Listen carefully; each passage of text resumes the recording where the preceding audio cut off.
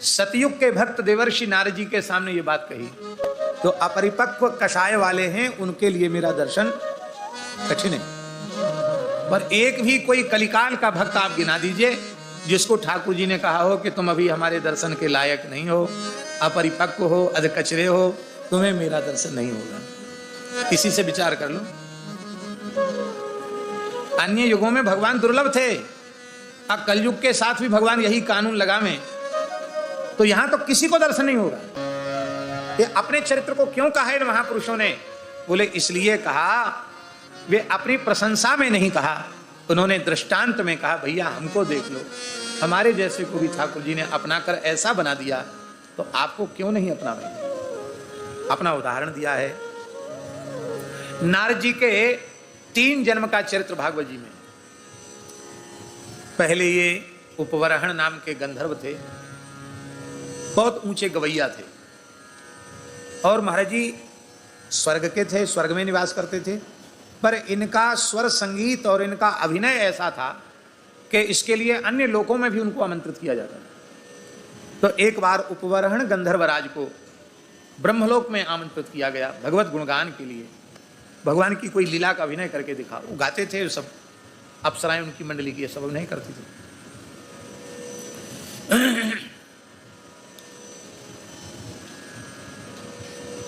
अब उपवरण गंधर्व के रूप में ब्रह्मलोक तो गए गुणगान के लिए, पर वहां की अप्सराओं के रूप को देखकर आकृष्ट हो गए। उनको आकृष्ट करने की चेष्टा अपने गायन में करने लगे। ऋषियों को यह अपराध सहन नहीं हुआ, क्योंकि भगवत रस में विरस हो गया, भगवत रस बिगड़ रहा था। जे गावहि यह चरित संभाल के गाना चाहिए। उसी समय ऋषियों का रोष हुआ, उन्होंने शाप दिया कि तू भगवत गुणगान के योग्य नहीं है, जा दासी पुत्र के रूप में धरती पर जन्म ले। इसका आशय यह है कि भगवान की लीला और भगवान की कथा, इनको करने वालों को बहुत सावधान रहने की आवश्यकता है। हम सुखदेव जी तो नहीं हो सकते, कोई कहता है तो झूठी कहता है या उसका भाव है, जो भी समझो। हम सुखदेव जी नहीं हो सकते, उनकी छाया भी नहीं हो सकते, उनकी चरण रज का एक कण भी हम नहीं हो सकते।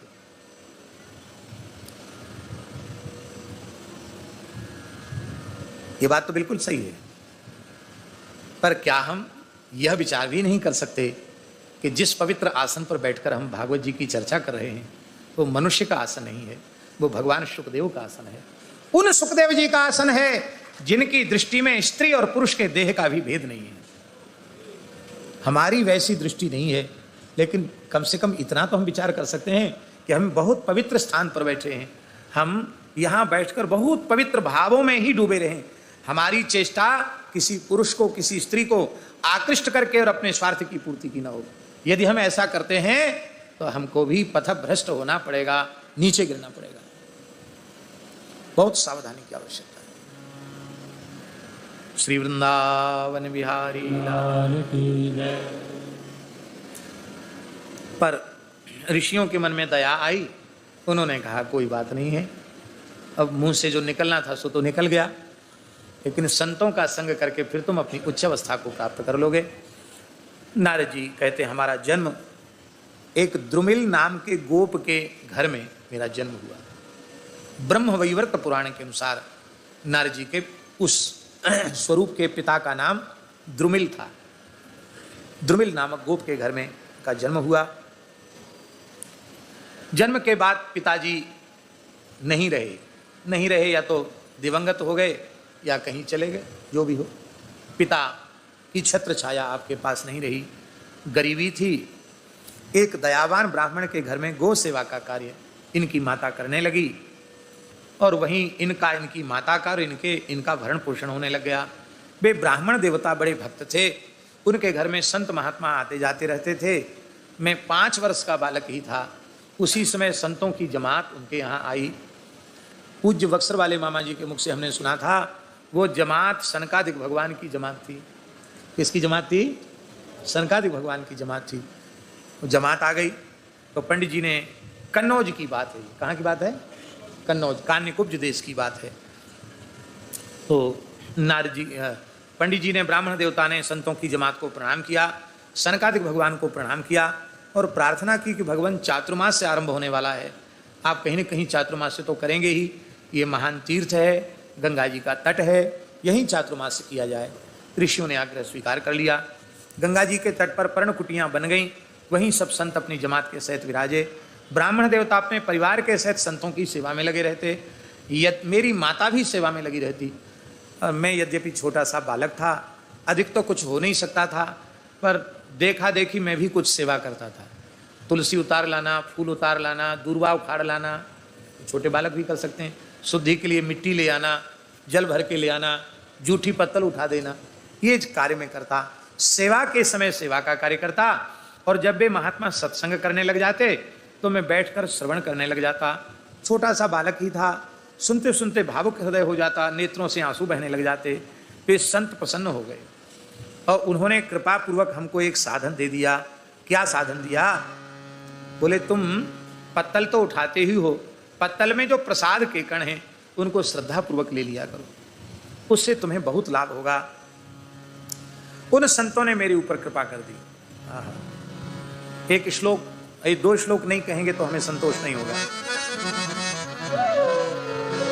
इस श्लोक में एक विशेष बात कही है नारद जी। चक्रुः कृपा यद्यपि तुल्य दर्शना, यद्यपि तुल्य दर्शना तथापि कृपाम चक्रुः। यद्यपि संत समान दर्शी होते हैं, समदर्शी होते हैं, गरीब अमीर और ऊंच नीच का भेद उनके चित्त में नहीं होता है, लेकिन उन संतों ने मेरे ऊपर विशेष कृपा की। क्या कृपा की?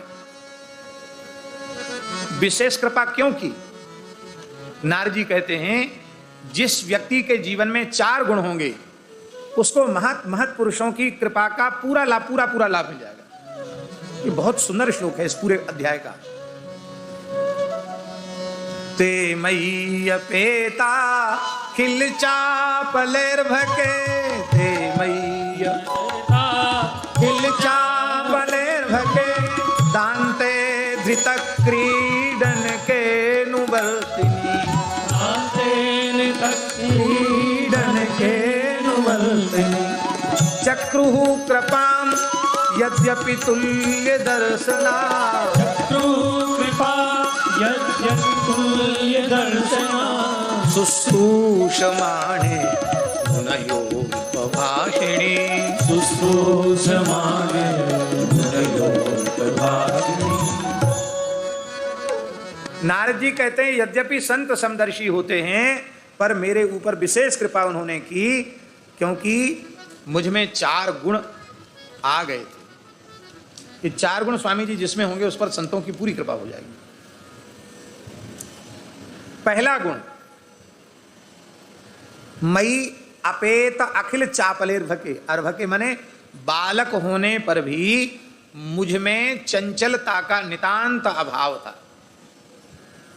जो प्रकृति से चंचल होते हैं उनके द्वारा महत् पुरुषों की बार बार अवज्ञा होती, उससे वे लाभ से वंचित रह जाते। तो प्रकृति से ही अचंचल होना चाहिए, शांत दांत और गंभीर प्रकृति का होना चाहिए। दूसरा,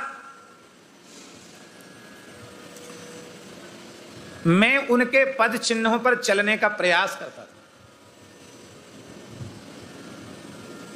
अनुवर्तन, दूसरा गुण क्या बताया नारद जी ने? अनुवर्तन, उनके पीछे पीछे चलना।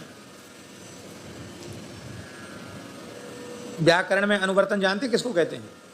ऊपर से सूत्र से कुछ पद नीचे वाले सूत्र में आ जाते हैं, उसको अनुवर्तन कहते हैं। संतों के गुण हमारे में आवे, इस साधन में मैं लगा रहता था।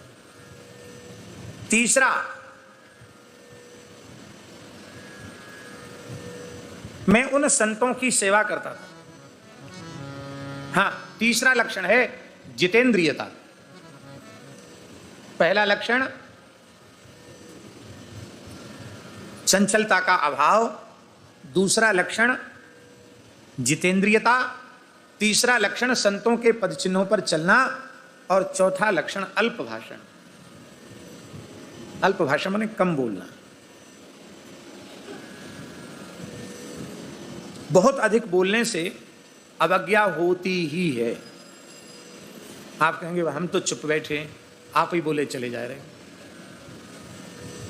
तो आप क्यों बोल रहे हैं? आप चुप रह जाओ। देखो, दो शब्द हैं संस्कृत भाषा में, एक है वाग्मी और एक है बाचाल अथवा बाचाट, और दोनों शब्दों का अर्थ बहुभाषण में है।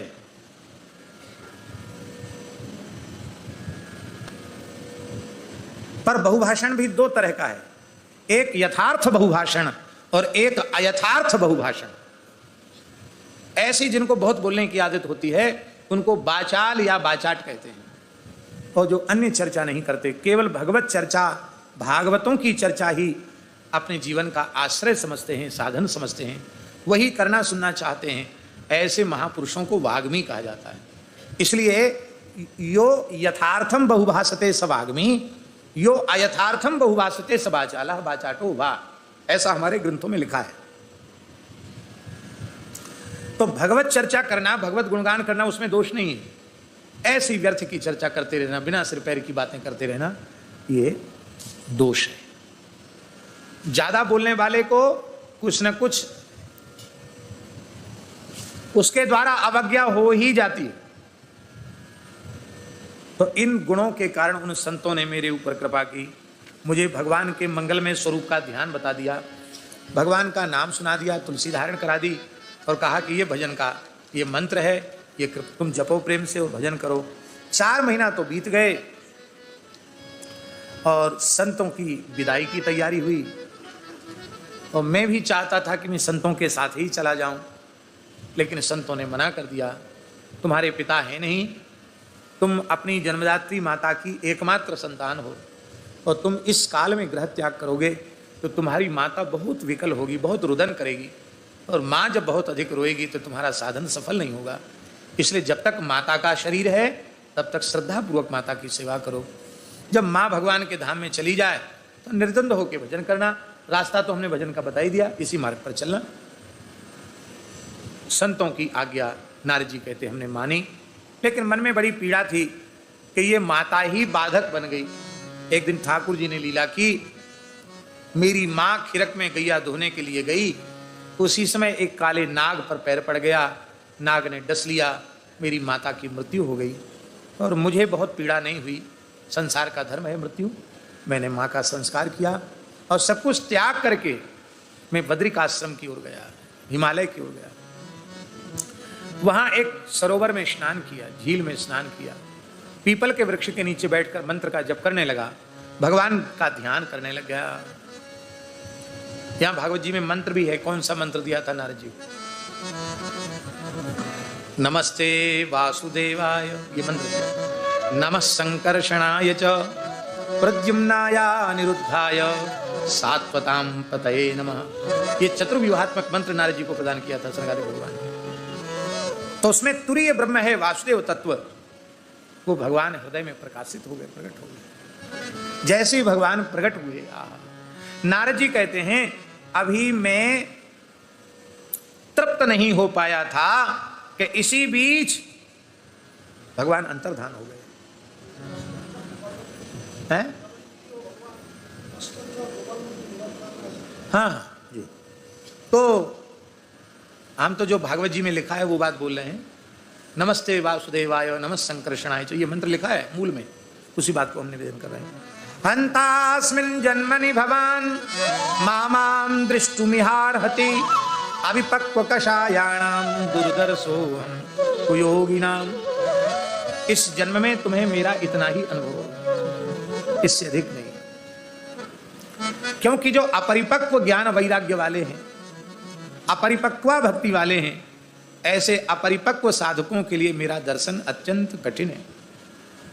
अब प्रश्न हुआ कि जब अपरिपक्व ज्ञान वैराग्य भक्ति वाले को, अविपक्व कषाय वाले को आपका दर्शन दुर्लभ है, तो आपने दर्शन दिया ही क्यों? मन न देते? बोले हमारी ये आदत है। श्री मीरा जी क्या कहती है? बाण परी ललचावन की, बाण परी ललचावन की, कोई कहियो रे प्रभु आवन की। इनकी बान है, आदत है ललचाने की, सामने आके फिर छिप जाना। ये ऐसा क्यों करता हूं मैं? कहता है ऐसा इसलिए करता हूं कि आप वो साधक का, उपासक का भाव और अधिक पुष्ट हो, उसका और अधिक भाव दृढ़ हो और दर्शन की व्याकुलता और तीव्र हो जाए। क्यों? क्योंकि जितनी तीव्र विरह, जितना तीव्र विरह, जितनी अतिशय व्याकुलता होगी, दर्शनानंद उतना ही विलक्षण होगा। जो अति आतप व्याकुल हो, जो अति आतप व्याकुल हो, तरु छाया फल जाने सोई, तरु छाया फल जाने सोई। भगवान चाहते हैं कि मेरे भक्त को मेरे दर्शन का पूरा आनंद मिले। अब देखो, एक विशेष बात जो हम कहना चाहते हैं वो ये है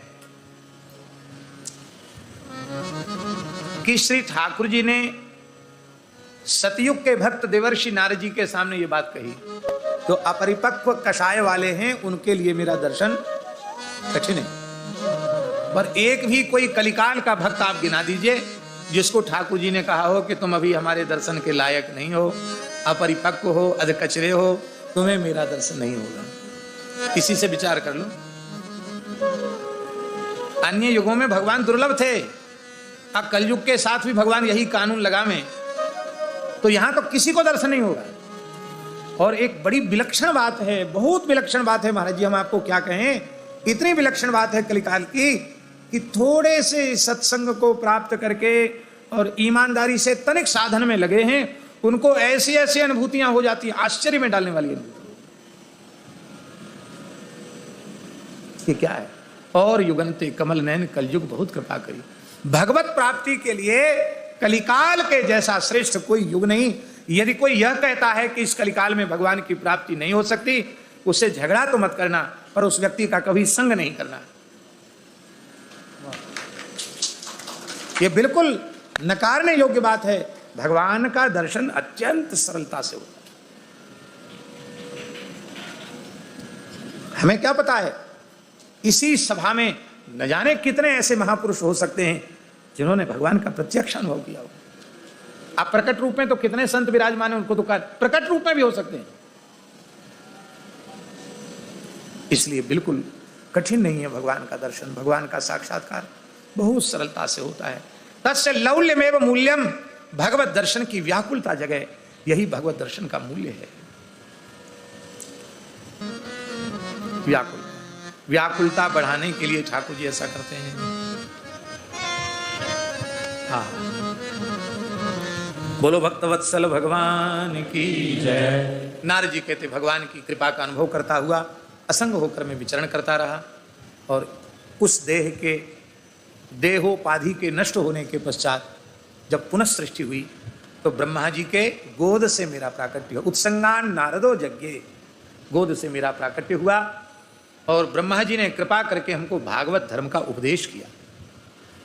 भगवान ने कृपा करके अपना आश्रय प्रदान किया, हमें अपना पार्षद बनाया। और देखो व्यासी, ये बीणा किसी कारीगर की बनाई हुई नहीं है, ये बीणा किसकी दी हुई है? देवदत्ता मिमां वीणा स्वर ब्रह्म विभूषिता। देवदत्ता मिमां वीणां स्वर ब्रह्म विभूषितां मूर्छयित्वा हरिकथां गायमानश्चरामि। ये वीणा साक्षात भगवान नारायण की दी हुई है। भगवत प्रदत्त वीणा के तारों का जब मैं वर्णन करता हूं, वीणा का वर्णन करता हूं,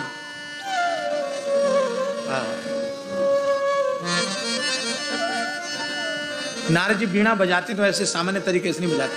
महाराज जी भागवत जी में लिखा है आतोद्य वितुदय श्लोकान सत्रे गायत प्रचेतसाम। आतोद्य भागवत जी में स्पष्ट लिखा है। आतोद्य माने होता है नारद जी ने वीणा के तारों की खूब गहरी मीड़ लेकर के तब उन्होंने ध्रुव चरित्र को गाया।